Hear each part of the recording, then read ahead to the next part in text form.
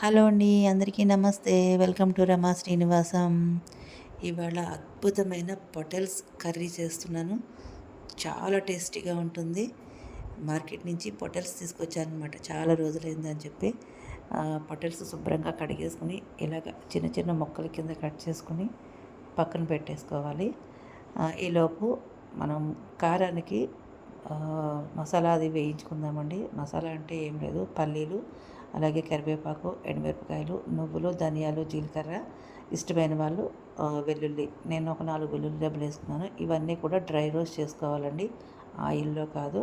Dry roast చేసుకుని పక్కన పెట్టుకుని అవి మిక్సీలో వేసుకుని ఒక బరకగా పౌడర్ కింద చేసుకుని పెట్టుకోవాలి. ఇప్పుడు స్టవ్ మీద అదే ప్యాన్ పెట్టుకుని దాంట్లో కొద్దిగా ఆయిల్ వేసుకున్నాను. ఆయిల్ వేసుకుంటున్నానంటే నాకు ఆశ్చర్యంగా ఉందండి. దాదాపు ఒక నెల రోజుల నుంచి నేను ఆయిల్ లేకుండానే వంట చేసుకుంటున్నానండి. ఇవాళ ఈ కర్రీతోటి ఆయిల్ కొద్దిగా వేసుకున్నాను అనమాట. ఆ కొద్దిగా ఆయిల్ వేడెక్కిన తర్వాత మనం కట్ చేసి పెట్టుకున్న పొటల్స్ ఆ మూకుట్లో వేసేసుకోవాలి. వేసుకుని శుభ్రంగా ఒకసారి మనం అట్ల కడతోటో ఒక గరిటెతోటో ఏది అందుబాటులో ఉంటే దాంతో శుభ్రంగా కలిపేసుకోండి. బాగాను చక్కగా కలిపేసుకున్న తర్వాత ఇప్పుడు మనం దీంట్లో కూరకి సరిపడా సాల్ట్ వేసేసుకుందాము. నేను ఇక్కడ పింక్ సాల్ట్ వాడుతున్నాను. అది వేసుకున్నాను అనమాట. మనం ఏదైతే కారం చేసుకున్నామో ఆ పల్లి కారంలో ఉప్పు వేయట్లేదు, కూరలోనే వేసుకున్నాం అనమాట. సరిపడా కూరలో వేసేసుకుంటే సరిపోతుంది. ఇప్పుడు ఒకసారి మూత పెట్టేసుకుందాము. మూత పెట్టేసుకుంటే మగ్గుతుంది అనమాట కూర చక్కగాను. ఇదిగోండి, కారం నేను అలా బరకగా వేసుకున్నాను. ఇట్లానే వేసుకోవాలి. ఒకసారి మూత తీసి చూద్దాం కూర. నేను అసలు మధ్య మధ్యలో తీసి చూడలేదండి. మధ్యలో ఒకటి రెండు సార్లు తీసి చూసుకుంటే బాగుంటుంది. నేను డైరెక్ట్గా ఇప్పుడే తీస్తున్నాను అనమాట. కొద్దిగా అడుగు పట్టినట్టు అయింది.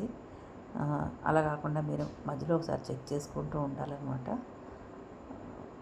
ఇప్పుడు నేను కొద్దిగా ఉప్పులో మగ్గిన ముక్కలు కొంచెం నా మనవరాల కోసమని విడిగా తీస్తున్నాను అనమాట. నేను ఇంట్లో ఏ కూర చేసుకుంటే ఆ కూర అలా ఉప్పులో మగ్గించి విడిగా తీసి పెడతాను అనమాట నా మనవరాల కోసమని. ఇప్పుడు మేము కారం వేసుకుంటాము.